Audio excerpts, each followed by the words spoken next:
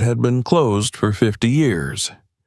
At first, the job seemed ordinary, but what they discovered underground shocked everyone. Subscribe to the channel and be sure to comment where you're watching this video from. The road to the old quarry wound through low hills where the fog still clung to the wet grass, turning every sound into something hollow and distant. Darrell Johnson sat behind the wheel of the company pickup, his hands firm on the steering wheel, his eyes scanning the uneven asphalt that led him back to the place his father had once worked and never returned from. The morning light hadn't yet broken through the clouds, and the world around him seemed caught in a moment between night and day. He had taken this contract partly for the money, but deep down he knew there was another reason, one that had been tugging at him for years. The quarry had taken something from his family, and maybe, just maybe, coming back would give him something in return. When he reached the site, the others were already there. The excavation crew had arrived early. Trucks lined up near the rim of the vast depression that once had been a heartbeat of industry. Now it was just a wound in the earth, overgrown with weeds and birch trees, with rusting conveyor belts that sagged like dead veins across the slopes. The workers, Eddie, Marcos, Tamika, Rashad, and Oren, stood near a cluster of equipment containers, drinking from steaming thermos cups, their breath white in the cold air. They greeted him with nods and quiet jokes, but Darrell could tell they felt the weight of the place, too. He stepped out, boots crunching the frostbitten gravel, and for a moment just looked. The quarry was immense, ringed by high ridges that faded into the mist, its bottom covered in decades of silt and moss. 50 years ago, his father had been part of a maintenance team during the final months of operation. The official report said an unexpected collapse had sealed part of the lower tunnels. 9 men dead, 4 bodies recovered. Among those still missing was Richard Johnson. Darrell had been 5 at the time. The story had lived in whispers ever since, something people in town avoided discussing. They said the ground had been cursed after that, as if the earth itself had refused to let go of what it had taken. Now, half a century later, the quarry had been sold to a development company eager to reopen the site. Demand for raw stone was high again, and with modern equipment, the project promised solid profit. For Darrell, it meant steady work for his crew. But deep inside, he couldn't shake the thought that he was stepping into his father's shadow, walking the same ground, touching the same rock that had swallowed him. The first days passed with routine efficiency. Heavy excavators cleared the outer edges, while bulldozers flattened access paths. The screech of metal, the rhythmic hum of engines, and the crunch of shifting gravel filled the valley. Dust hung in the air, catching the sunlight as it finally broke through the morning clouds. The quarry came alive again, and with each hour the wilderness receded. Darrell oversaw everything from a makeshift command trailer at the upper rim, his eyes always moving between the machines and the men, ensuring safety, order, progress. He was methodical, rarely smiling, but the crew trusted him. In the evenings, after the machinery went silent, he walked along the edge of the pit. The wind at that hour carried a strange chill, even in mild weather, and the smell of damp stone rose from below. He would stop near the rusted remnants of the old conveyor tower and look down where the darkness pooled thickest. Sometimes he thought he could hear faint echoes, like the distant creak of old metal or the murmur of voices carried through the stone. It was probably nothing, just the acoustics of the cliffs, but it made him uneasy. On the second night, Marcos approached him with a roll of yellowing paper tucked under his arm. "Found this," he said, unrolling what turned out to be a map, an original layout of the quarry from 1972. The lines showed a network of access shafts, equipment bays, and service tunnels extending deeper than Darrell expected. Several sections had been crossed out with red pencil, labeled simply, "Closed." Marcos traced his finger across the map to a shaded area marked Sector D. "It doesn't match the topography anymore," he said. "Looks like there used to be another layer beneath what's now filled in." Darrell nodded slowly, studying the hand-drawn notations. Sector D. His father's last assignment had been in maintenance, near the lower conveyor tunnels. It couldn't just be coincidence. That night, he didn't sleep well. Rain pattered against the trailer roof, steady and monotonous, like a heartbeat. In the dim light from the small desk lamp, he opened his worn wallet and took out a creased photograph. A black and white image of a younger Richard Johnson in a miner's helmet, smiling faintly, the quarry walls looming behind him. The edges of the photo had faded, but his father's eyes still held that spark of determination, the same calm resolve Darrell saw every morning in the mirror. When dawn came, the fog had thickened and the air smelled faintly of diesel and wet clay. The crew gathered near the machines, waiting for his instructions. Darrell reviewed the schedule and decided to shift the excavation front to the lower eastern terrace, the same region Marcos had marked on the map. Officially, he justified it as a better angle for drainage and slope control. But privately, he wanted to see what lay beneath that layer of earth untouched for half a century. Eddie climbed into the excavator, started the engine, and the ground trembled as the hydraulic arm came to life. Each scoop unearthed a mix of gravel, clay, and decayed timber from the old structures buried underneath. The sound of metal scraping rock echoed through the valley, blending with the caw of distant crows. Hours passed like this, steady and predictable. By late afternoon, a cold wind swept down from the hills, rattling loose sheets of aluminum and carrying dust across the site. The machines roared on, relentless, until Darrell called a short break. As the crew stretched and drank from their flasks, he walked toward the edge of the new cut.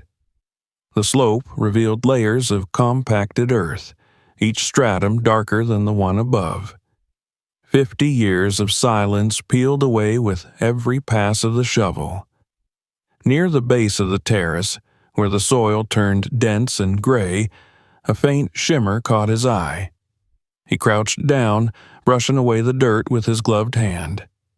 At first, he thought it was just a vein of quartz glinting in the weak sunlight, but the texture was too smooth, the reflection too uniform. It wasn't stone. It was metal. Darrell stood up and motioned to Eddie to stop the machine. The excavator's engine idled and then fell silent, leaving behind only the whistle of the wind.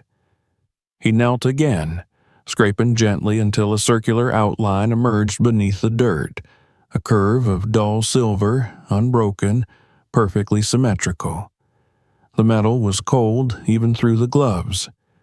He tapped it lightly with a wrench, and the sound that came back wasn't hollow, but deep, resonant, as if something massive lay just below. Marcos approached, frowning. "What is that? A tank?" Darrell didn't answer.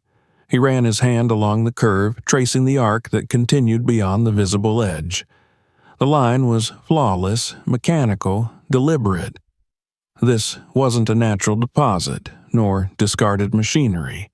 It was part of something buried intentionally. By evening, the discovery had spread through the crew. Tamika brought floodlights, and the yellow glow bathed the area in uneasy brightness. The rest of the metal surface shimmered faintly beneath a thin film of clay, revealing rivets and panel seams arranged with meticulous precision. The workers whispered among themselves about government experiments, about buried equipment from the war years, about treasure. Darrell kept his focus, studying every inch. The markings on the exposed plate had long since faded, but near one corner he saw faint etchings, a triangle encircled by 3 radiating lines, and below it a series of digits barely legible. C13. The air grew colder as night settled. The light from the flood lamps cast long, trembling shadows over the excavation. Darrell stood apart, his thoughts heavy. The quarry, once just a workplace, now felt like something else entirely, like a grave trying to breathe again. He dismissed the crew for the night, instructing them to seal off the pit until morning. As the last truck climbed the access road, Darrell lingered alone near the find. He crouched at the edge of the exposed metal, touched it once more, and looked into the blackness of the unfinished pit. The wind carried a low hum, barely audible, almost like a sigh escaping from beneath the ground. For the first time since he'd taken this job, he felt an unfamiliar sensation. Not just curiosity, but a pull, as if the earth itself was urging him to dig deeper. He didn't know yet what he would uncover, but one thing was certain. This was no ordinary debris. It was the beginning of something far older, far stranger, and far more personal than he could have ever imagined. When he finally turned off the lights and started walking back toward the trailer, the fog was already rolling in again from the east, swallowing the silhouettes of the machines one by one. Behind him, hidden beneath a few feet of soil, the metal surface waited, silent, perfect, and impossibly out of place. And as he reached the top of the slope, Darrell paused and looked back once more. The air was still, the quarry quiet, but in that silence he could almost hear it, the faint echo of a hammer strike from long ago, his father's voice calling across the pit, and the heavy sound of stone collapsing somewhere deep below. It faded as quickly as it came, leaving only the chill wind. Tomorrow, he told himself, they would clear the rest. Tomorrow, he would find out what lay beneath. The lights of his truck cut through the mist as he drove away, and behind him the quarry disappeared into darkness once more, patient and waiting, just as it had been for 50 long years. By morning, the fog had thinned, rising in slow ghostly ribbons from the pit, curling around the machines like smoke from a dying fire. Darrell arrived before the others. He parked near the ledge, shut off the engine, and sat for a while, listening to the hum of silence that followed. The memory of the previous evening pressed heavily on his thoughts, the smooth curve of metal beneath his hands, the faint triangle with its strange code, the unnatural perfection of that buried shape. He had dreamed of it during the night, though the dream had dissolved the moment he woke. All that remained was a feeling, an uneasy sense of being watched by the earth itself. When the first truck rumbled down the gravel road, headlights cutting through the haze, he climbed out. The air smelled of damp stone and oil. Eddie, the machine operator, leaned out of his cab window, yawning wide, his breath a white cloud. "Morning, boss," he said, rubbing his eyes. "You think it's a tank or something? Maybe old military scrap?" Darrell didn't answer. He simply nodded toward the pit and told him to warm up the engines. There was no room for guessing now. Whatever it was, they would find out soon enough. By 8 o'clock, the site was alive again. The metallic growl of heavy machinery rolled through the valley as the sun crept over the hills. Marcos unfolded his drone tablet, mapping the area from above, while Tamika checked the weld cutters and torches. Rashad, youngest of the crew, carried ropes and hand tools, his nerves visible in the way he glanced at the ground every few seconds. Darrell gave quiet orders, dividing them into pairs, assigning tasks with the same calm authority that had earned him their respect over the years. But even as he spoke, his eyes kept drifting to the glint of the buried cylinder. The floodlights from last night still stood around the excavation, their tripods caked in dried mud. When the machines started digging again, the noise was deafening. The excavator's bucket tore into the soil with steady rhythm, each scoop sending vibrations through the ground. Clouds of gray dust billowed upward, mixing with the mist. Within an hour, more of the metallic surface had been revealed, a seamless expanse of dull silver stretching far wider than any of them expected. The cylinder wasn't just a container. It was enormous, perhaps 5 meters across, and the more they uncovered, the clearer it became that it had been buried deliberately. At one point, as Eddie maneuvered the crane arm closer to the edge, the bucket struck something hard, and the sound that came out was like a bell being hit underwater, a deep, resonant note that made the men freeze for an instant. The vibration hummed through the soles of their boots. Darrell lifted his hand, signaling to stop all engines. The sudden silence afterward felt unnatural, too thick.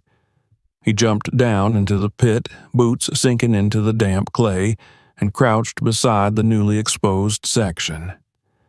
The surface gleamed faintly under the weak light, and in its reflection he could see distorted versions of the crew watching from above.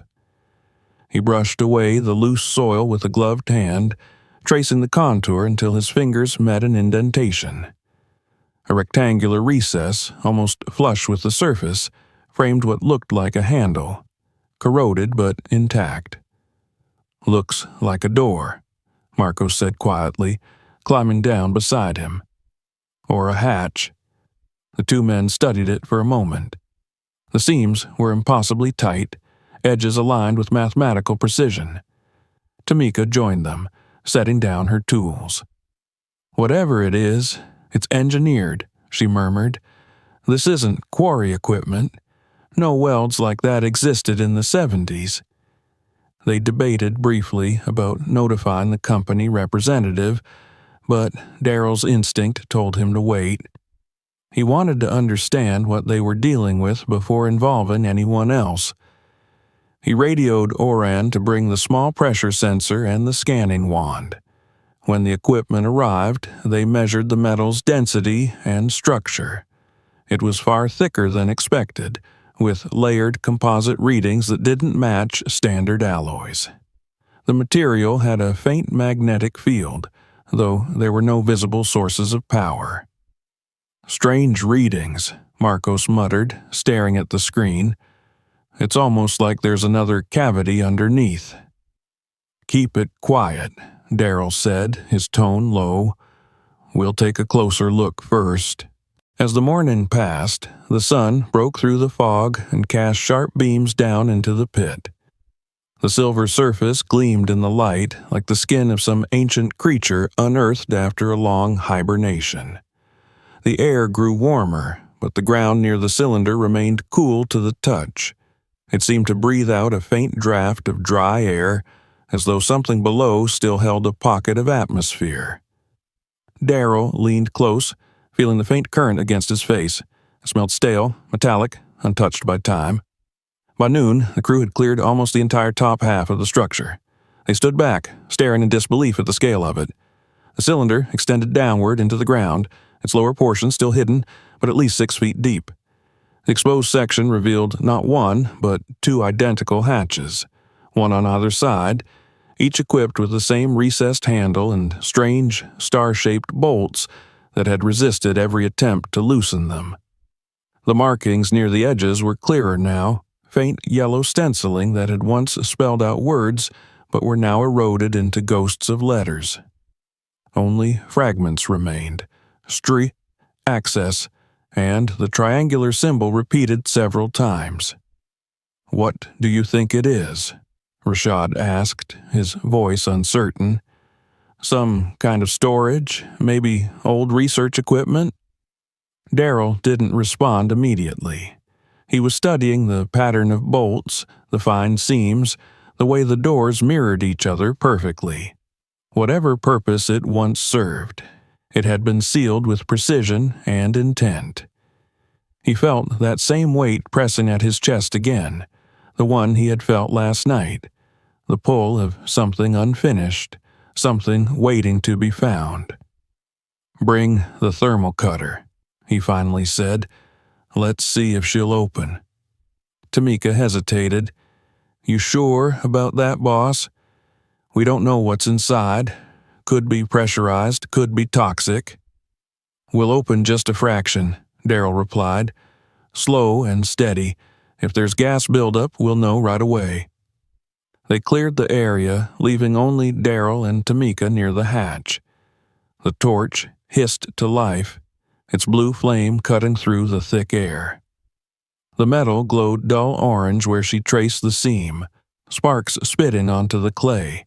But as the heat spread, something unexpected happened. The metal didn't bubble or warp the way steel should. Instead, it seemed to soften and separate, almost as if the alloy had been designed to yield to heat without melting. Within minutes, the handle shifted slightly with a muted click. Darrell grabbed the wrench and tested the motion. The mechanism resisted at first, then turned with surprising ease, releasing a small hiss as the internal seal broke. Everyone held their breath. The air that escaped was dry, odorless, ancient. Darrell pulled gently, and the heavy hatch swung outward, moving on hinges that barely made a sound. Inside was darkness, complete and unbroken, a hollow throat descending into the earth. They aimed their flashlights into the opening. The beams pierced the gloom and revealed smooth walls lined with metal ribs, disappearing into blackness below. It wasn't just a container, it was a passage, a tunnel. The walls were dry, dust-covered but intact, showing no signs of corrosion or flooding.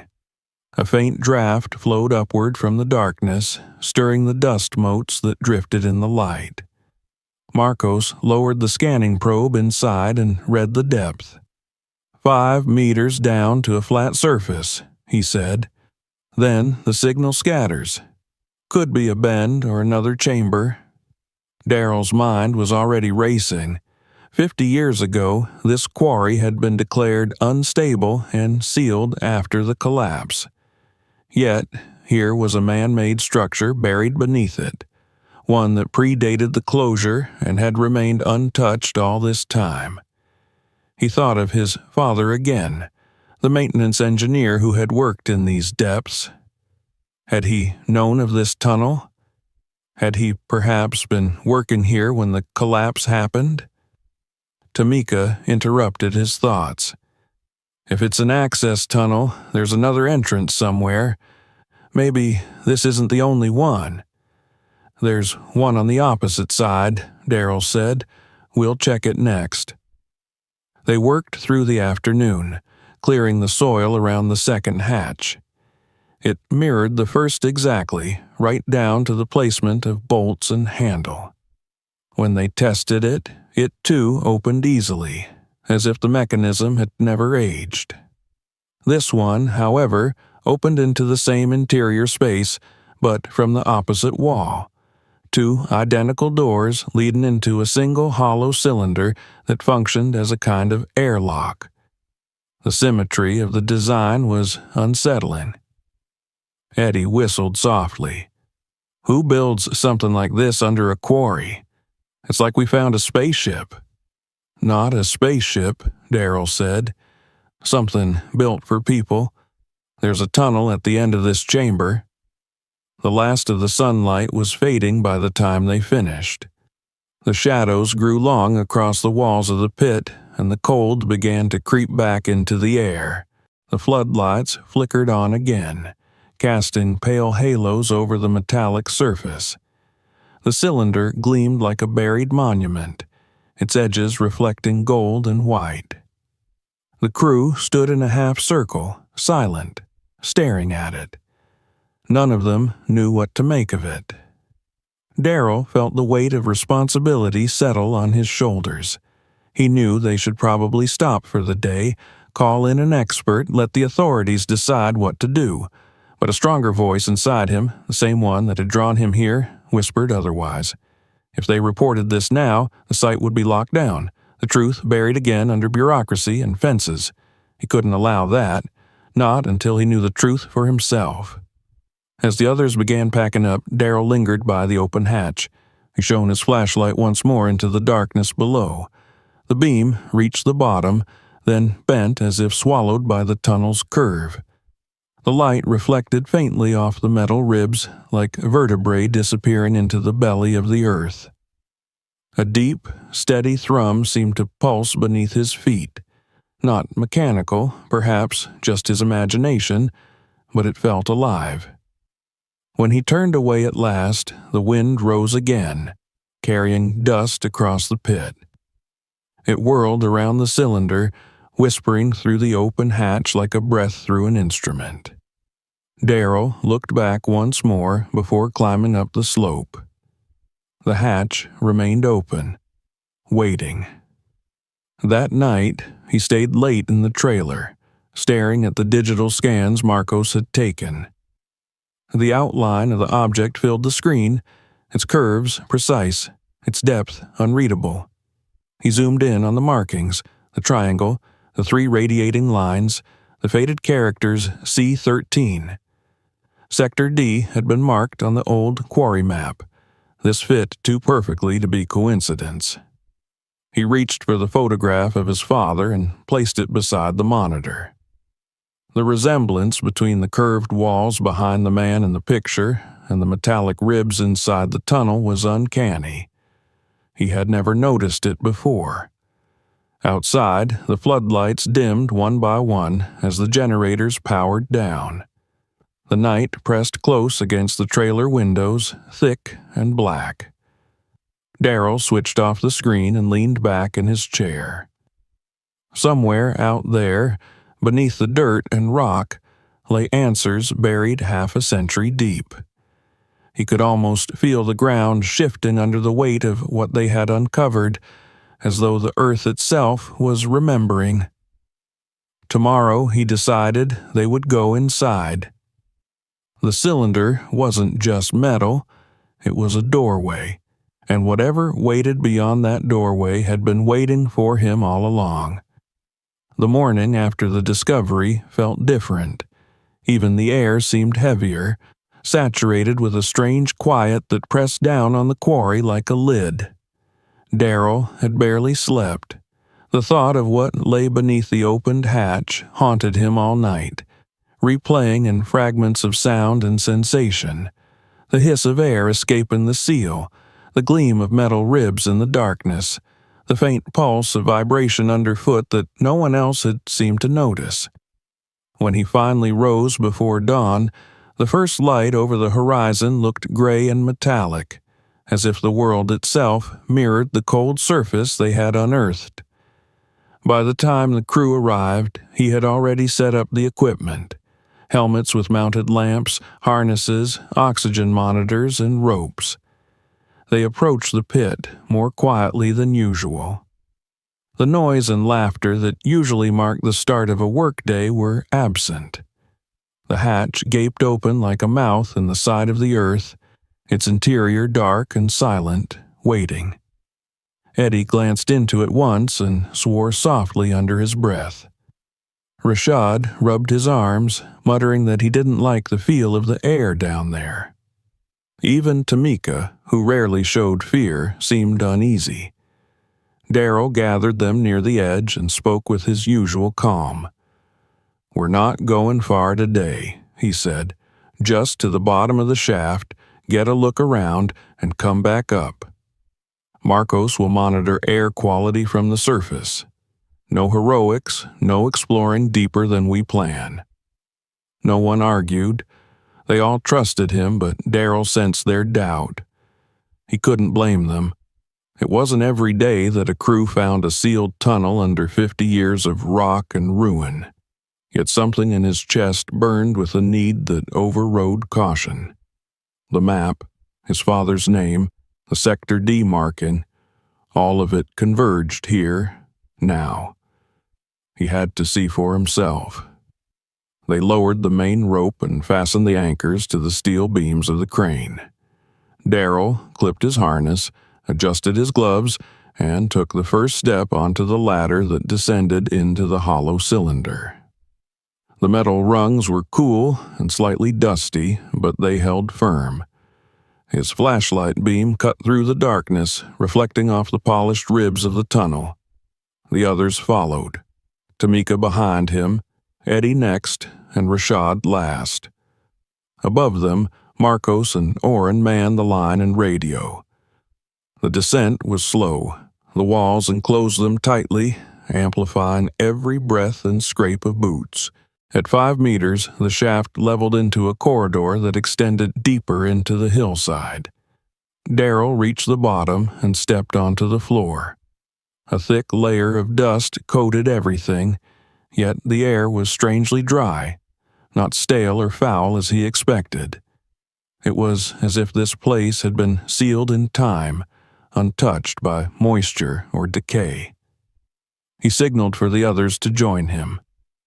When their feet met the ground, a faint echo rippled through the tunnel, an endless hollow resonance that made Rashad shiver.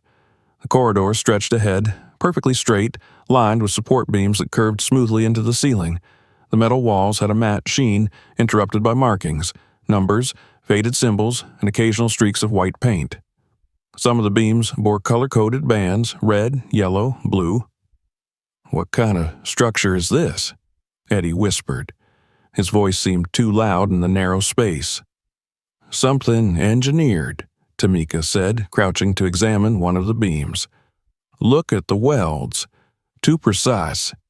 You can't do that by hand." Darrell walked a few steps ahead, shining his light down the corridor.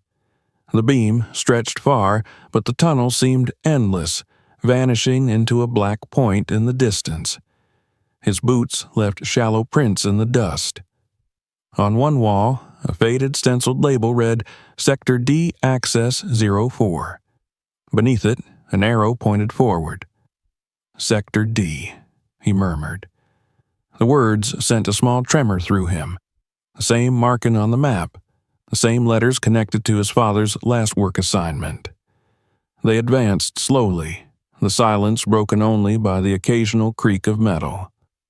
The tunnel began to slope downward, the incline gentle but steady.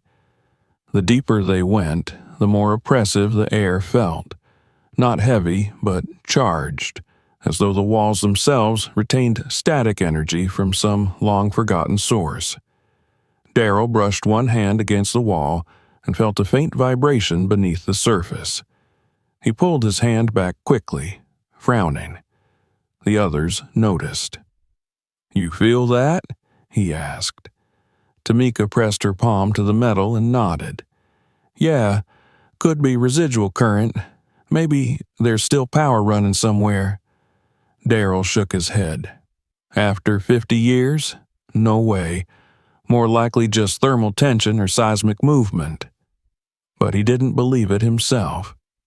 There was a rhythm to the pulse, subtle but real, like the faint echo of a machine still turning far below. After several minutes, they came to a junction where the tunnel widened into a small chamber. Here, the air grew warmer. On the far wall stood a pair of sliding doors, their panels covered in dust and rust, yet their edges gleamed faintly where the light hit them. Above the doors, stenciled letters spelled something almost unreadable. "Restricted entry, Sector D." Marcos's voice crackled through the radio from above. "You're reading 10 meters below surface now. Air quality's stable.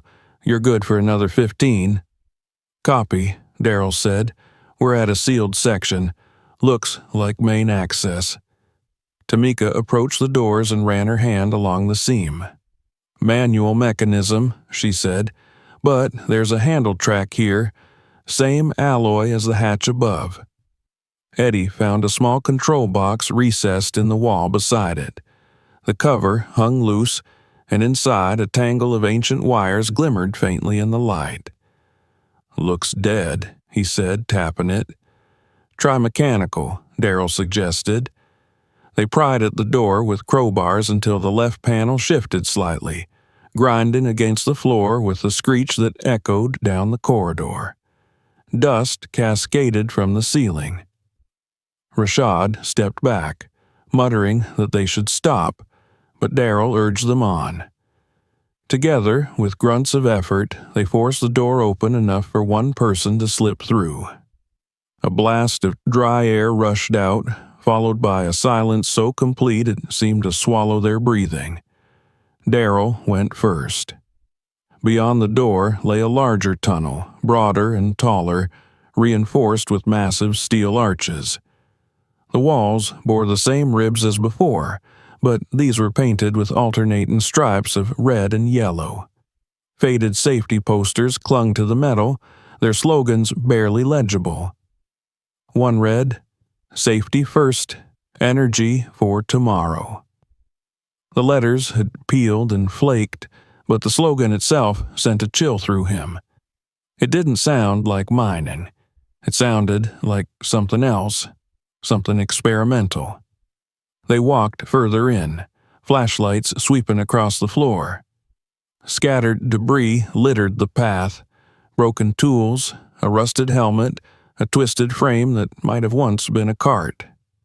Darrell crouched and picked up a fragment of glass, thick and smooth-edged like a lens from old machinery. He turned it over in his hand before setting it back down. The air felt drier here, thinner. He heard the faint hum again, stronger now. It came not from ahead, but from beneath their feet, deep and distant. The tunnel curved slightly, and as they followed it, they found themselves descending further. At one bend, Rashad stopped abruptly, pointing his flashlight toward the wall. "There," he said, his voice trembling. The beam revealed a handprint smeared into the dust. It was old, the edges softened by time, but unmistakably human. Next to it were more. 2, 3, perhaps more, small and faint, like someone had leaned against the wall long ago. Darrell's pulse quickened. He crouched to study them. They were positioned low, near the floor, and above them a faint line of symbols was etched into the metal, letters and numbers he couldn't quite decipher. He brushed away more dust and found something written in chalk, so faded it was almost invisible. "Hold." He stood up slowly. The word felt heavy. "Hold what? Hold back? Hold on." Tamika looked uneasy. "People were down here," she said, "and not that long ago." "Long enough," Darrell answered, though he didn't believe that either. The tunnel eventually narrowed again, leading to another sealed bulkhead. This one bore a mechanical wheel, the kind used on submarine hatches. Darrell tested it. It moved stiffly, but turned. With a hiss of stale air, the seal broke. He swung the door open, and they stepped into a chamber unlike anything they had seen yet. It was wide, with a domed ceiling and metal platforms built along the sides. The floor was covered in a layer of gray dust so thick that their footprints sank deep into it. Against the far wall stood racks of equipment, cylindrical tanks, tool chests, and what looked like old generators. A single workbench sat in the center, its surface cluttered with objects frozen in place, as though the workers had left in the middle of their shift. Darrell approached the bench. There were tools, wrenches, pliers, a small oil lamp, and papers, brittle and yellowed. He picked up one sheet and squinted at the faint text. It was a technical diagram of some sort showing a cross-section of the tunnels, annotated with handwritten notes. He traced the lines with his finger until he found one marked with an X. Next to it, in faint pencil, someone had written, "Reactor Chamber Test Bed." "Reactor," Tamika repeated behind him. "That's no mining operation." Darrell said nothing. He looked around, noticing the pattern of pipes leading from the floor to the walls, the heavy insulation, the reinforced beams. Whatever this place was, it had been built for power, massive, contained power. Eddie called out from the corner, "Boss, you better see this." They gathered around a section of wall where several nameplates were bolted in a grid. Each plate bore a name, a job title, and an ID number. Many were tarnished beyond recognition, but a few were still legible. One read, Howard Mason, Engineer. Another, R. Johnson, Mechanic. Darrell froze. He stared at the second plate until the letters blurred, R. Johnson. The same initials as his father. His throat tightened. He reached out and touched the plate. The metal was cold. His father's name, here, in this buried place. He felt the others watching him, but said nothing. Instead, he turned away, his eyes scanning the room again. The humming beneath the floor seemed louder now, pulsing steadily like a heartbeat. Dust motes drifted in the flashlight beams, shimmering in the still air. "We should head back," Tamika said softly. "It's late. Air's dry, but it's messing with my throat. We've seen enough for one day." Darrell hesitated, then nodded. "You're right. We'll mark the site and seal it for now. Tomorrow we'll bring better gear and go deeper." They retraced their steps through the tunnels, the echoes of their movements fading into the distance behind them. When they reached the first corridor again, Darrell looked back once more at the darkness beyond the bulkhead door. The faint hum still followed them, persistent and low, as though the tunnel itself were alive and aware of their presence. Climbing the ladder to the surface, Darrell felt the cool air of the outside world hit his face. The sky above was pale gold, the sun dipping toward the horizon. The wind swept through the quarry, scattering dust across the machines. For a brief moment, everything seemed normal again. The sound of engines cooling, the chatter of radios, the smell of oil and clay. But Darrell knew normal was gone. He had seen the walls, the markings, the nameplate.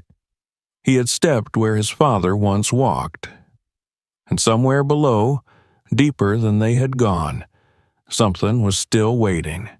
Something that had survived the collapse, the sealing, the years of silence. As he looked down into the pit one last time before leaving, the wind shifted, carrying a faint metallic echo from the open hatch. It sounded almost like a whisper, so soft it could have been his imagination. But the words, if they were words at all, seemed to rise from the depths in a voice older than memory. "Hold." Darrell turned away, his heart pounding. Tomorrow, he told himself, tomorrow they would go back. And whatever lay beneath, they would uncover it. Every secret, every shadow. The quarry had opened its mouth, and now there was no closing it again. The next morning dawned cloudless but cold. A white sky stretched over the hills like frost glass. Darrell arrived before sunrise again, driven by a restlessness he couldn't quite name. The quarry lay still, blanketed in pale light. Steam rose from puddles left by the night's dew, and in the distance the echo of a crow broke the silence. The machines stood motionless, coated with dust, as if they too were waiting. He stared down at the open hatch far below, its circular mouth dark and perfectly still. He had seen enough in that tunnel to know that whatever they had found was no simple relic. Beneath them lay an entire complex, something built, sealed, and buried long before anyone alive could explain why. When the crew arrived, their mood was quieter than usual. They unpacked equipment with slow, deliberate motions, glancing now and then at the hatch as if it were a sleeping animal that might awaken if disturbed. Rashad's hands trembled slightly as he adjusted the clamps on the new line reel. Marcos had brought a portable generator, cables, and additional floodlights. Tamika carried the heavier gear, a thermal scanner, oxygen sensors, and 2 high-powered torches. "Same plan?" she asked as Darrell checked the radio batteries. "Same route," he said, But today we go farther. The main tunnel runs deeper than we thought. I want full documentation, video, thermal readings, layout mapping. No one goes off alone." Eddie forced a grin. "And if we find any ghosts, we ask them to sign the visitor log?" The joke fell flat. No one laughed. They descended again just after 8. The sunlight hadn't yet reached the bottom of the pit, and their lamps cast a soft orange glow over the steel walls as they slipped one by one through the hatch. The air inside was dry, still cool to the touch, but the faint vibration Darrell had felt yesterday was stronger now, almost rhythmic. He led the way, retracing their path through the first corridor and down to the sealed bulkhead that marked Sector D. The door they had forced open yesterday stood ajar, the marks of their tools still fresh on the floor. Dust had already settled over the footprints they had left behind.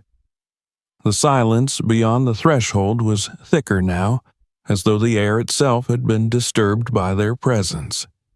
When Darrell crossed into the main passage, his light revealed the same faded warning stencils and the same long corridor sloping downward into darkness. But something had changed. The air felt warmer. They followed the passage deeper, their boots echoing in steady rhythm.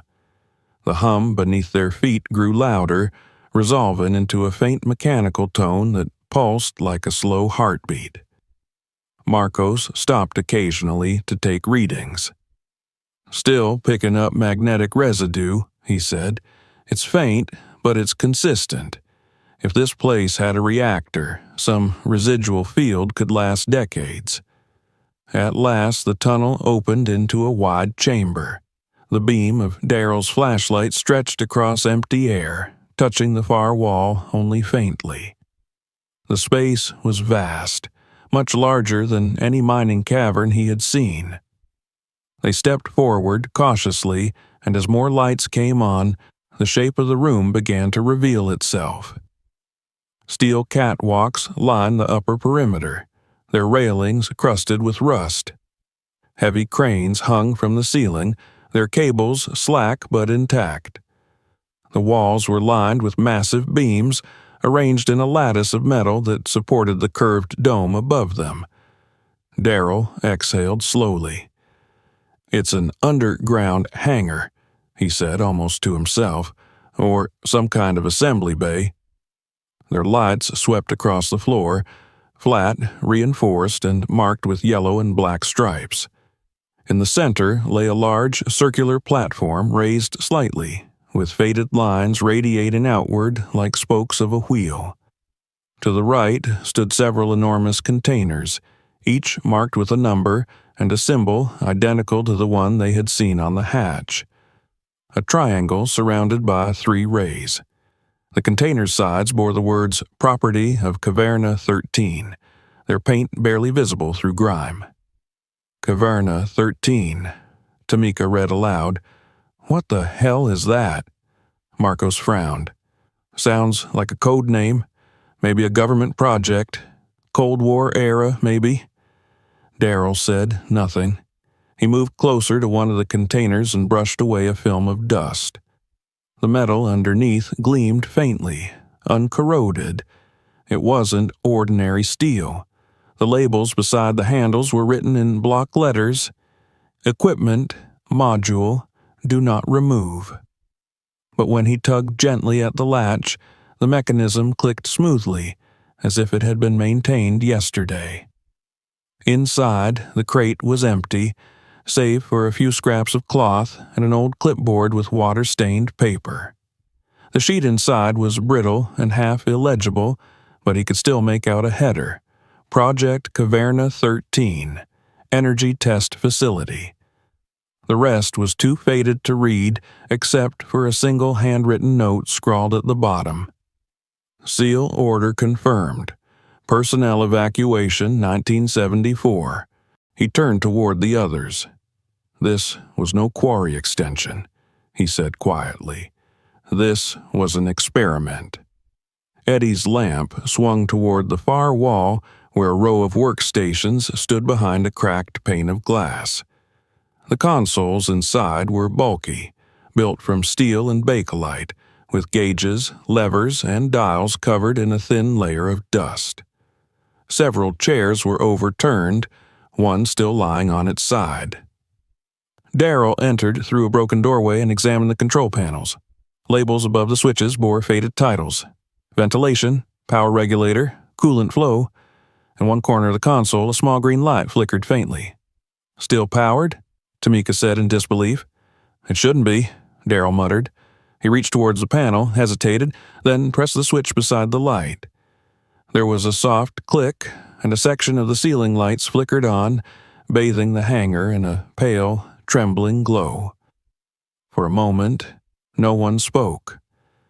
The chamber, long dead, seemed to stir as electricity trickled through forgotten circuits. The faint hum that had haunted them grew stronger, spreading through the floor and up the walls. Dust drifted from the ceiling in slow spirals. Marcos stared at the lit console. Jesus, that means some kind of power cell is still running. After 50 years? Darrell's mind raced. His father's name on the plate, the technical drawings, the reactor mention, it all connected. If a power system still functioned, maybe that was what had trapped the men below when the collapse happened. Maybe they had sealed themselves in to prevent an explosion. The thought tightened his chest. "Let's look around," he said. "Stay sharp." They spread out across the hangar, each exploring different sections. Tamika examined the overhead cranes while Eddie inspected the equipment racks. Rashad found a narrow stairway leading to a mezzanine and climbed it cautiously, calling down that he could see offices through a long corridor. Darrell followed him, the beam of his flashlight cutting across signs that read Administration and Test Bay Access. In one office, the door had been forced open from the inside. Papers were scattered across the floor. Handwritten notes, engineering reports, and photographs yellowed with age. Darrell knelt beside a pile and picked up a sheet marked Incident Log, April 17, 1974. The lines were smudged, but a few words were still legible. Reactor instability. Seismic tremor. Evacuation ordered. Maintain containment. Beneath it, someone had scrawled in pen, "We can't get out." He closed his eyes for a moment, the weight of it pressing down on him. The air here smelled faintly of metal and dust, but there was something else beneath it, a trace of oil, maybe even smoke, as if the past still lingered in the air. Down below, Marcos's voice echoed up. "Darrell, you might want to see this." He descended the metal stairs quickly. Marcos stood near the center of the hangar, beside the circular platform. He had brushed away the dust to reveal an outline etched into the floor, lines forming a large ring with a smaller circle at its heart. Along its edge were markings like coordinates and numbers. "Looks like some kind of test apparatus," Marcos said. "Maybe for power calibration." Darrell ran his hand over the markings. They were engraved, not painted. The central circle was connected to the walls by thick conduits that disappeared under the floor grates. He knelt beside one of the grates and shone his flashlight through it. Below, he saw more pipes and cables, coiled and layered like veins. The faint hum resonated through them. Tamika approached, holding a folder she had found near a workstation. "This has blueprints," she said, opening it. "Look." Inside were schematic drawings of the complex, tunnels labeled A through E, with D highlighted in red. One line led directly to the hangar, marked Core Chamber. Another note in the margin read, "Stabilizer sequence requires manual override from secondary control." The handwriting was neat but hurried. Eddie looked uneasy. "So this whole thing was a reactor facility? Under a quarry? Why bury it?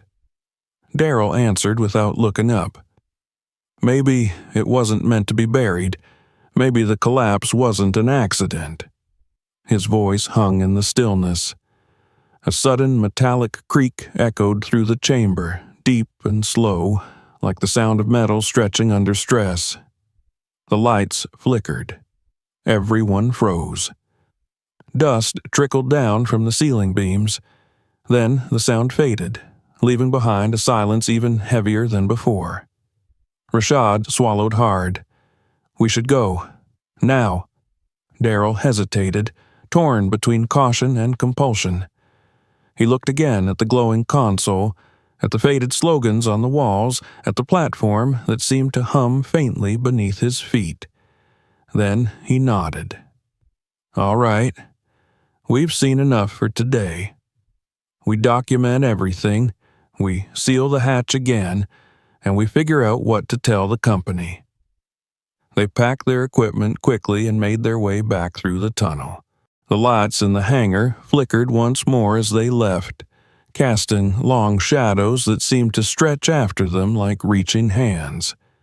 When they reached the first corridor, Darrell glanced back one last time.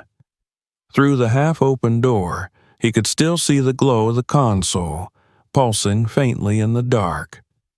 By the time they climbed to the surface, evening had begun to fall. The sun hung low over the horizon, staining the quarry walls red. The air above felt cold and clean compared to the dry, charged atmosphere below. Darrell stood at the edge of the pit, staring down into the shadow where the hatch lay hidden. The others packed the gear into the truck, their movements brisk and silent. He thought of the name he had seen etched on the plate, R. Johnson, mechanic, and of the log note, "We can't get out." The words lingered like an echo, refusing to fade. If his father had been trapped here, this was where it had happened, deep within Sector D, in the hangar where the lights still burned after half a century. As darkness settled over the quarry, Darrell remained standing there long after the others had left, the night wind tugging at his jacket. Somewhere below, in the depths of that sealed world, something still breathed. Machines, perhaps, or the last whisper of energy left behind. He couldn't shake the thought that the place was waiting, patient and alive. He knew they would have to return. The answers were still down there, buried under layers of dust and silence. And though part of him dreaded it, another part longed for it, driven by a sense that the story of Caverna 13 and of his father was far from over. Even before the sun rose, Darrell found himself awake and fully dressed, standing alone on the lip of the quarry. Below him, the darkness in the pit yawned wide and deep, no longer just a hole in the ground, but a path to something far more personal and unsettling. The glow of the hangar's console panel from the previous day still lingered in his memory, flickering faintly in the dark like a heartbeat long forgotten. The nameplate, with his father's initials pressed against his thoughts like a weight he couldn't shake. The others arrived in silence. No jokes, no banter. They had seen enough to know this wasn't a typical excavation. Tamika brought a full sensor kit and extra lighting gear. Marcos had reviewed all the blueprints and partial maps they'd found the day before, now carefully laminated and rolled into a carrying tube. Eddie, usually the first to crack a grin, moved with tight shoulders and darting eyes. Rashad barely spoke. Darrell gave instructions with a calm that masked the unease twisting in his gut. The descent into the tunnel was familiar now, but no less ominous. The air changed the moment they entered the shaft, becoming drier and oddly warm, like air inside an old library sealed from the world. They retraced the path down through Sector D, past the bulkhead, along the main corridor, and into the massive hangar that had so thoroughly disrupted their sense of reality. The lights they'd triggered the day before were still functioning, casting a dim, yellowish glow across the floor. Dust clung to the beams like age itself. Darrell led them through the wide chamber, past the central platform to a side tunnel they hadn't explored yet. The map they'd found yesterday indicated a block of smaller rooms behind the hangar wall. One was labeled simply living quarters. Another, slightly offset, read Med Storage. A third, scratched and overwritten multiple times, had no clear title. Darrell focused on the first. They passed through a narrow doorway into a corridor only wide enough for one person at a time. The walls here had once been painted a soft blue, now faded and cracked. Overhead, a single rusted pipe ran the length of the hall, occasionally dripping condensation that stained the floor. The hallway opened into a large rectangular space, partitioned into small personal compartments. What had once been curtains or screens hung in tatters. Each compartment held a narrow metal cot, a shelf, and a box locker. On some beds lay old blankets, stiff with dust and time. Shoes rested neatly beneath one frame, as if someone had stepped out of them only moments ago. One locker door hung open, revealing a faded photograph pinned to the inside. A man in a hard hat standing beside two small children. Darrell's breath caught. He stepped closer, hand trembling slightly, but the man wasn't his father. Still, the image hit like a blow. These were people, not workers, survivors. Rashad stepped carefully between the bunks, staring in quiet disbelief. It's like they just lived down here. They did, Darrell said, after the collapse. They must have been trapped. Maybe they knew rescue wasn't coming. Tamika picked up a dented tin cup from a small table. Her fingers wiped away grime to reveal a serial number etched at the base. Standard issue, civilian fallback supplies. Marcos moved toward the back of the room, flashlight beam catching on a wall covered in marks, not words, tallies. Dozens of small vertical lines scratched into the metal. Days, perhaps, or something else. There were groupings, sets of 7. The longest sequence had over 40 such groups. Darrell counted in his head. Over 280 days. 9 months. Maybe more. On the adjacent wall, someone had used chalk to write a message in large, crude letters. We're still here. They all stood in silence for a long moment, absorbing it. That message hadn't been for them. It had been for anyone who might eventually find this place. A cry into the void. In the corner of the room was a makeshift bench fashioned from steel grating and pipe. On it sat a small wooden box, sealed but not locked. Darrell opened it. Inside were pieces of folded paper, worn and brittle. He pulled one free and carefully unfolded it. It was a letter, handwritten in tight, careful script. To my wife and kids, I hope you never read this. I hope someone found a way to reach you before we all gave up. But if this is the only thing left, know I tried. I stayed calm. I helped where I could. I prayed.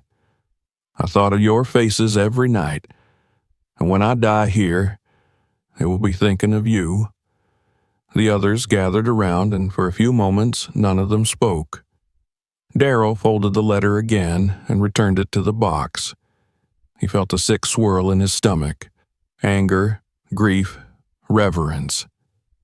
Let's check the other rooms, he said. His voice was quiet but firm.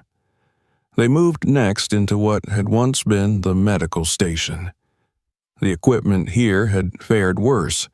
Metal gurneys covered in rust, shelves of empty bottles and broken glass, a cabinet whose door hung askew. Faded labels marked syringes, antibiotics, antiseptics, all long expired. But the strangest thing was the notebook on the counter. Darrell opened it. The first half was a standard medical log, dates, minor injuries, ration tracking, inventory checks, but as he turned the pages, the tone changed.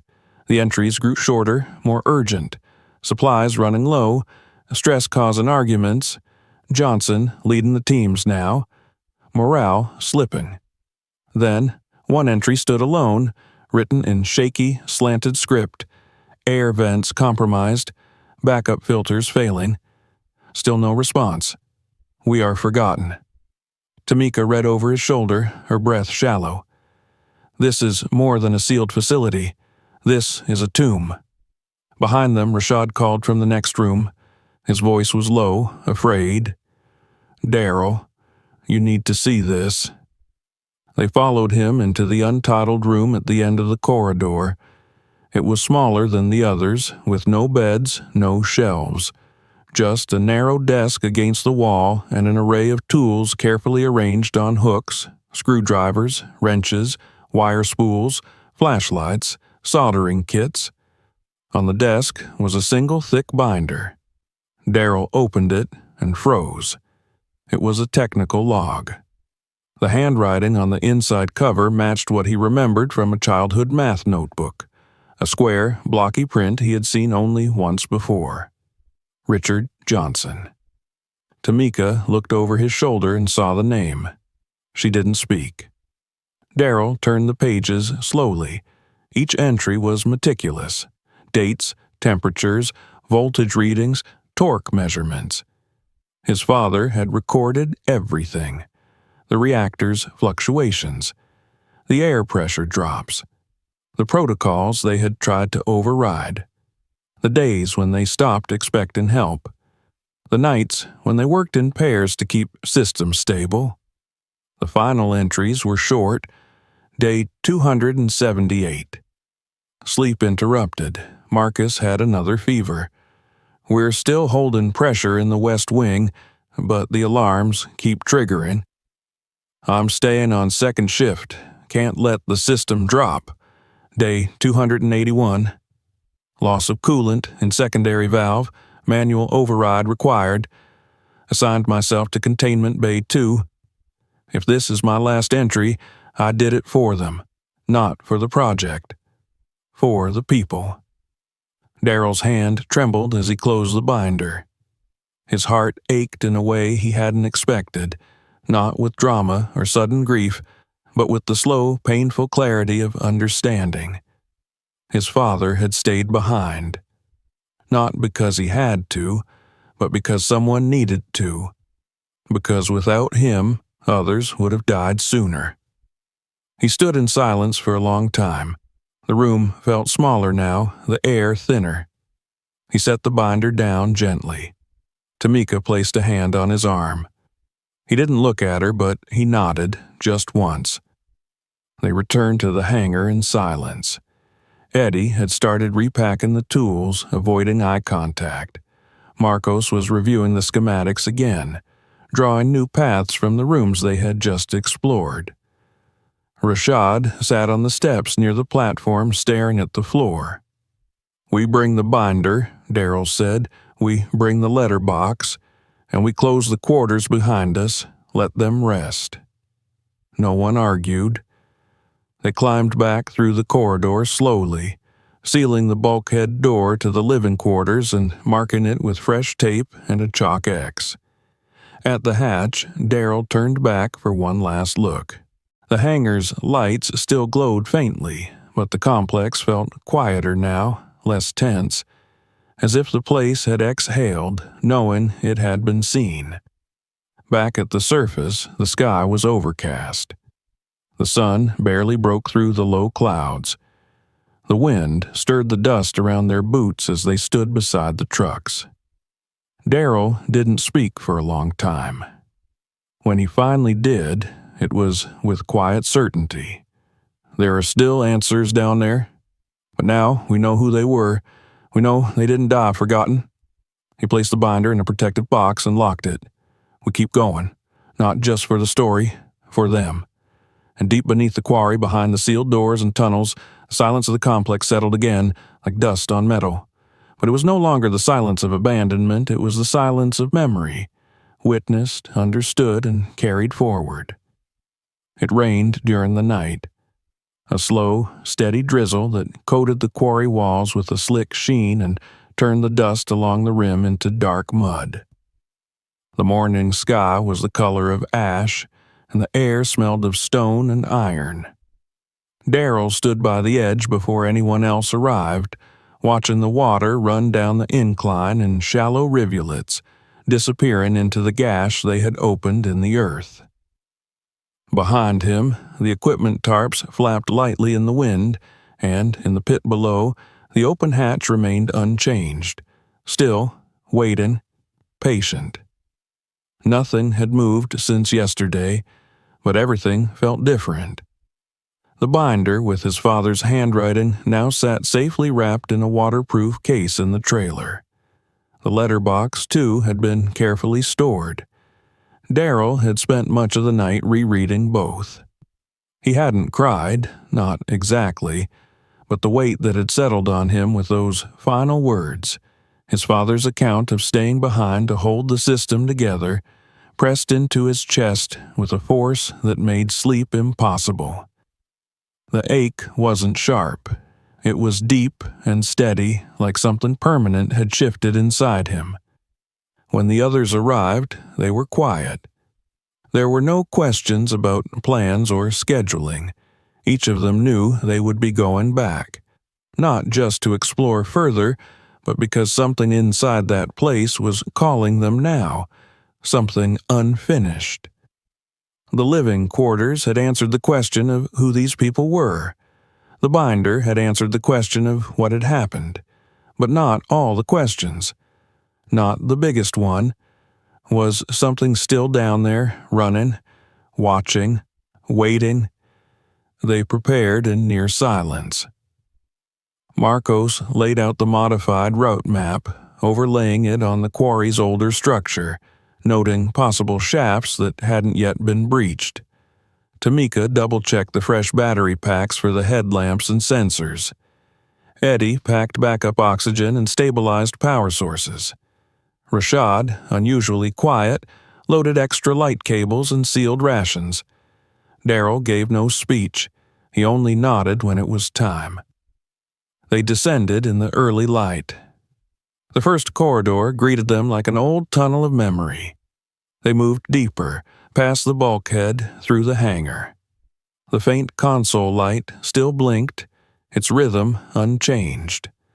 Beyond it, they took the new path, a corridor that branched off behind a rusted emergency panel and curved slightly downward, out of alignment with the rest of the map. The new tunnel was narrower than the main arteries, the ceiling lower. The air grew warmer with every step. Dust no longer hung in thick layers here. Instead, it drifted in light eddies, disturbed not only by their movement but by something else, barely detectable but present. A breath, a shift, a rhythm. Darrell held up a hand. They stopped. The tunnel was silent, but he had heard something, a sound that wasn't theirs. Not an echo, not metal shifting, but a tone. Melodic, strange, as if the air itself was vibrating. Not loud, not even sharp, just wrong. "Did you hear that?" he whispered. "I thought it was the vent fan," Tamika said, frowning. "There's no power in this section," Marcos replied. "That fan hasn't moved in 50 years." They stood still, listening.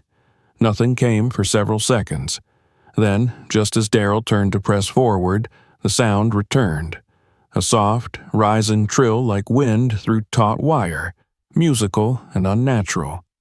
It echoed down the passage from ahead. Rashad's face drained of color.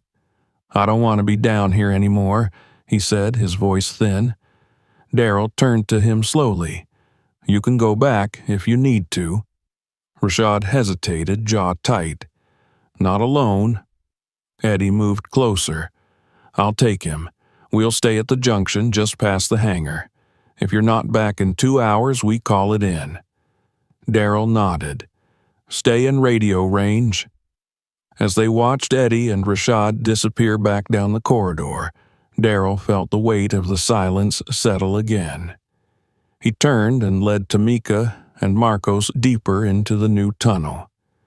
The passage curved, then opened into another sealed chamber, this one smaller than the hangar, but lined with panels and conduits. It was a control room, and it was still alive. Lights glowed softly across a long panel. Screens flickered in lazy intervals. The hum that had been faint in other parts of the facility now grew louder, steadier, like a low chant beneath their feet. The walls trembled slightly, not with instability but with vibration, machine-born, sustained. In the center of the room was a standing terminal. Dust covered its base, but the top was clean. Too clean, as if someone had touched it recently. Daryl wiped his glove across the screen. It flared to life. A menu blinked. System control, Caverna 13 reactor, module. Below that, stabilization sequence, partial. Tamika stepped closer. No way. Marco stared at the screen. This thing is running. It's really still running. Not fully, Daryl murmured. It says partial. Tamika looked over the controls.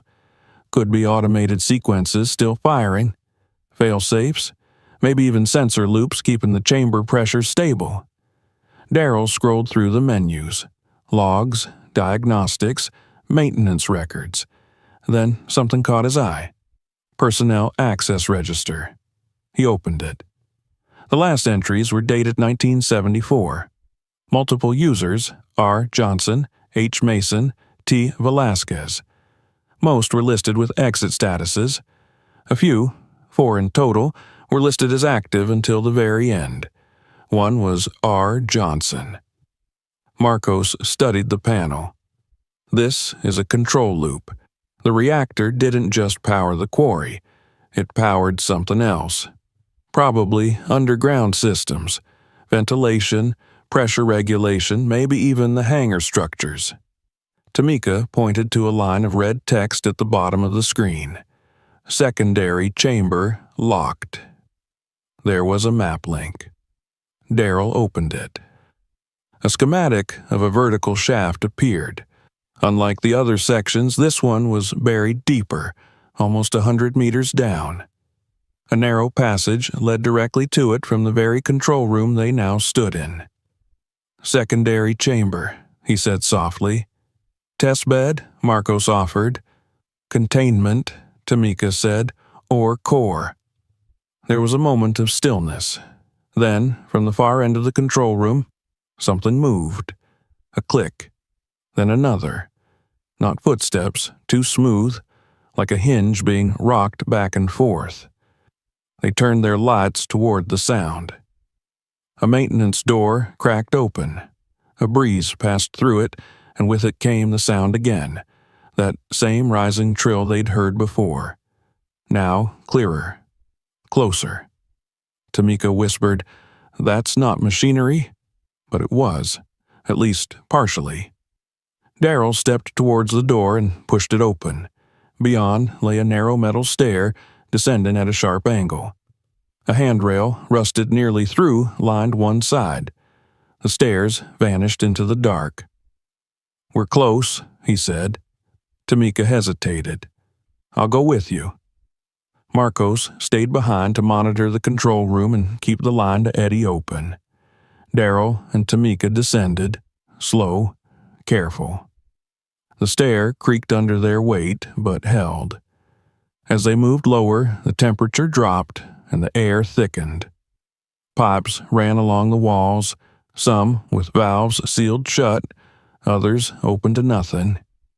At the base of the stairs was a pressure door, its panel still faintly glowing. Daryl reached out and pressed it. The door groaned, unlocked, and slid open just far enough for them to squeeze through. Inside was a chamber unlike anything they'd seen so far. Circular, smooth, and empty, except for the platform at its center. Suspended above it, like a giant steel heart, was a pod-shaped container held in place by thick brackets. Lights flickered along its base. The hum here was deafening, not in volume, but in depth. It rattled the bones. It vibrated the air in the lungs. Something was alive in that pod. Power, stored or dormant, but breathing. Darrell stepped forward. The markings on the brackets matched those on the crates. The symbol again, triangle with rays. On the wall, another set of tallies scratched in paint. Dozens. Hundreds. Tamika's light hit the floor. There were footprints in the dust. Not old, not weathered, clear and recent. Darrell crouched and studied them. Someone's been down here. The trill returned, not from outside the room, but from inside the pod, and then, softly, a click from behind them. The door began to slide shut. Tamika turned to stop it, but it sealed before she could reach it. They were trapped inside the core chamber. The lights on the pod intensified. Then, through a speaker hidden in the wall, a voice. Male, calm, familiar. If you're hearing this, we failed, but maybe you won't. It was a recording, but it wasn't garbled, wasn't decayed. It was clear, purposeful. It repeated once, then stopped. Tamika stared at Darrell. That was your father. He could barely breathe. His voice, unmistakable. The hum deepened. The pod flickered. And then, stillness. They stood in the quiet, holding their breath. Seconds passed. Then the door unlocked. No mechanism, no light. Just an audible click. Tamika pushed it open slowly. There was no one outside. They climbed the stairs in silence. Back in the control room, Marcos stood pale. We lost radio for 7 minutes, he said. Static, then nothing. Then the system blinked off and on again. Did something happen? Darrell didn't answer. He looked back down the stairwell.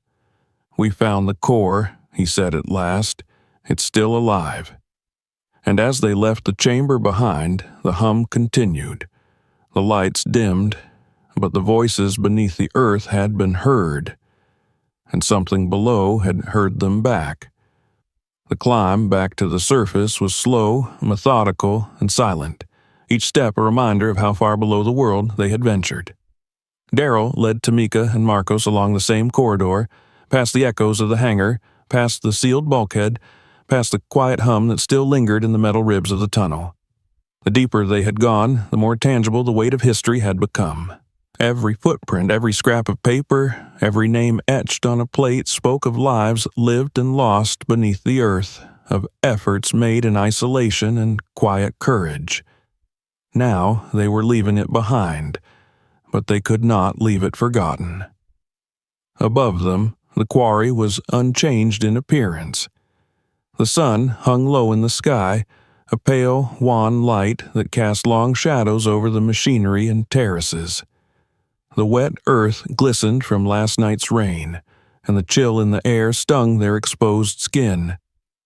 Eddie and Rashad were waiting at the hatch, faces pale but relieved, ready to secure the line. As Darrell emerged, he felt the air shift against his face, and for the first time in days, he drew a deep, steady breath that was not weighed down by dust or metallic hum. He watched as the crew packed up the sensors, ropes, and portable generators. The binder, the letters, the small boxes, they were all safely stored in the trailer, ready to be taken out of the pit and preserved. No one spoke much. They all understood that the story they had uncovered was more than a quarry or a secret chamber. It was a chronicle of endurance, of survival, and of human sacrifice hidden for decades. Once the equipment was secure, Darrell walked to the edge of the pit. The light of the setting sun illuminated the circular hatch, the metal surface that had been the first gateway into this buried world. He knelt and pressed his hand against the rim, remembering the smooth touch of the metal when he first uncovered it. The same touch that had seemed to hum with life, almost sentient in its stillness. He remembered the thrill and fear, the awe and reverence, and the quiet realization that every person who had worked, lived, and died below had left a part of themselves here, etched into the walls, the floors, and the air itself. Marcos approached quietly, glancing down the slope. "It's hard to believe anyone could survive down there for so long," he said softly. "And yet, they did. All this, it's proof." Darrell nodded. "Proof, yes, but also responsibility. We found them. Now we carry their story forward." They began the ascent back to the machinery staging area. The journey was careful. Even with modern equipment, the steep slopes and loose gravel demanded full attention. Every sound echoed in the valley: rocks sliding, boots crunching, the occasional distant caw of a crow. Each step carried them further from the tunnels, but not from the weight of what they had witnessed. When they reached the staging area, Darrell called the team together. Eddie and Rashad had cleaned the machinery for storage, and the floodlights illuminated the entire pit, reflecting off wet rock and mud. Darrell stood before them, the binder and letters now placed on a clean table near the trailer. His face was grim but resolute. "We're done for today," he said. "Tomorrow we organize everything we've collected. We document every detail. Nothing leaves this quarry undocumented, and nothing leaves without our understanding." Tamika leaned against a post, exhausted but alert. "Do you think anyone else will ever see it?" she asked. Darrell considered the question. "Maybe, but if they do, they'll know the truth. That's enough."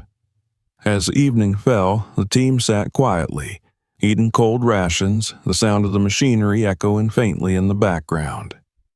Darrell pulled out the photograph of his father, the same one he had kept since childhood. He placed it beside the binder and looked at the names in the logs and letters again. Richard Johnson. The realization of his father's courage pressed into him like the earth itself, a weight both comforting and painful. He traced his finger over the initials and exhaled slowly. His father had been a part of this world, of these people, of this hidden struggle. He had held things together when no one else could. And now, after 50 years, someone had finally witnessed it. Night fell over the quarry, dark and absolute. The floodlights reflected off wet surfaces, and a chill wind cut through the air. The crew had left the pit secure, the tunnels sealed for safety. Darrell stood alone on the rim for a long while, staring into the darkness where the hatch disappeared beneath the earth. He imagined the corridors, the chambers, the living quarters with their cots, the tools and scattered papers, the tallies and markings left by men who had survived against impossible odds.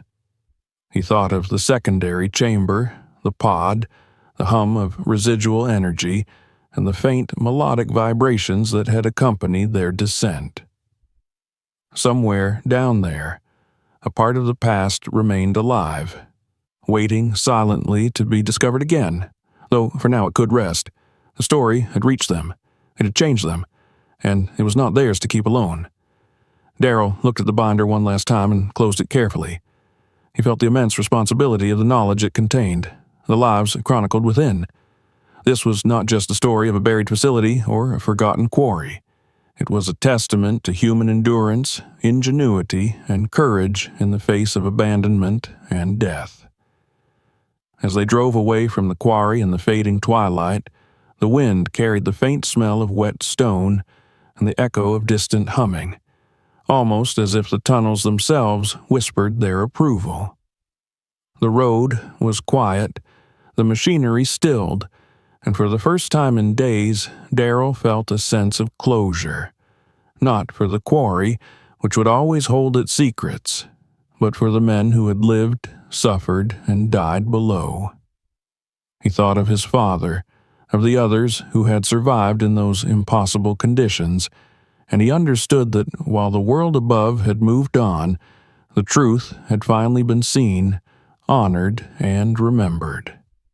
When they reached the edge of the forest that surrounded the quarry, the sun had almost fully disappeared, leaving a cold, violet sky. Darrell looked back one last time. The pit lay in shadow now, deep and silent, a wound in the earth that had revealed its long-kept secrets. He understood that nothing they could do would ever truly contain what they had seen, but he also knew they had done what was necessary. They had carried the memory upward, into the light, into a world that had almost forgotten it. Over the next few weeks, the quarry was permanently closed to the public. Officials came to investigate, sealed off areas, and restricted access. Darrell oversaw the process, ensuring that nothing vital was lost, and that the binder, letters, and technical materials were preserved for proper archival. Despite the restrictions, the story leaked in fragments, and journalists began asking questions. National news crews arrived, cameras capturing the sterile slopes of the pit, the faint outline of the metal hatch, the machinery left as it had been.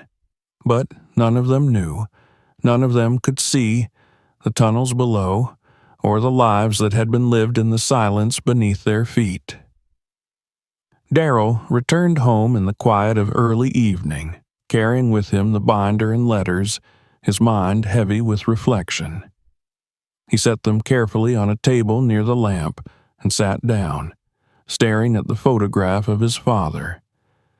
The realization of what had occurred beneath the earth, his father's courage, the endurance of the men who had lived there for decades, settled over him like a blanket, warm and weighty.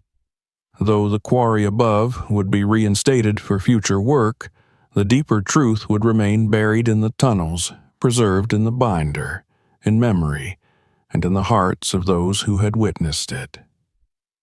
In the weeks that followed, family members of the men were located. Darrell watched as long-lost relatives embraced each other, tears streaming, the weight of decades lifted in a single moment of recognition. Hospitals cared for those who had survived, and psychologists worked to ease them into a world that had changed far beyond what they had imagined. Darrell observed quietly, feeling the full measure of the lives saved and the stories reclaimed.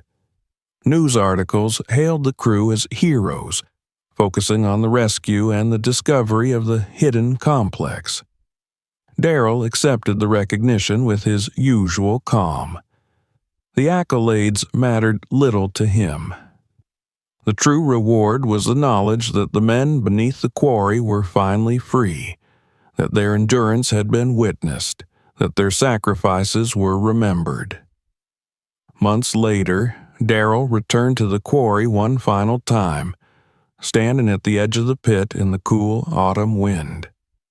The machinery had been removed, the fences erected, the site cleared and secured. He traced his gaze down to the hatch below, now sealed once more. The wind carried the faint scent of wet stone, the air still and quiet, and for a moment he imagined the hum of the tunnels beneath him, the faint melodic vibration that had seemed to call to them all. He smiled faintly, closing his eyes, feeling the weight of the past settle around him, not as a burden, but as a completion. 50 years of silence had ended, a story lost and found, a truth revealed. And though the tunnels would remain closed, the memory of those who had lived there, those who had held the systems together, those who had sacrificed, would live on through him, through the binder, through every word he carried back into the world above. The quarry lay quiet beneath the evening sky, and Darrell turned away, knowing that the final shift was complete. The earth had spoken, the past had been honored, and the men who had once been trapped in darkness could finally rest. And for Darrell, for the first time in decades, there was peace. If you enjoyed this incredible story, make sure to subscribe so you never miss the next shocking discovery. Hit the notification bell to stay updated on our latest videos and uncover secrets that the world tried to bury. Don't forget to watch our other videos for more hidden treasures, mysterious finds, and unbelievable true stories. If this blew your mind, share this video with your friends and see who else can handle the truth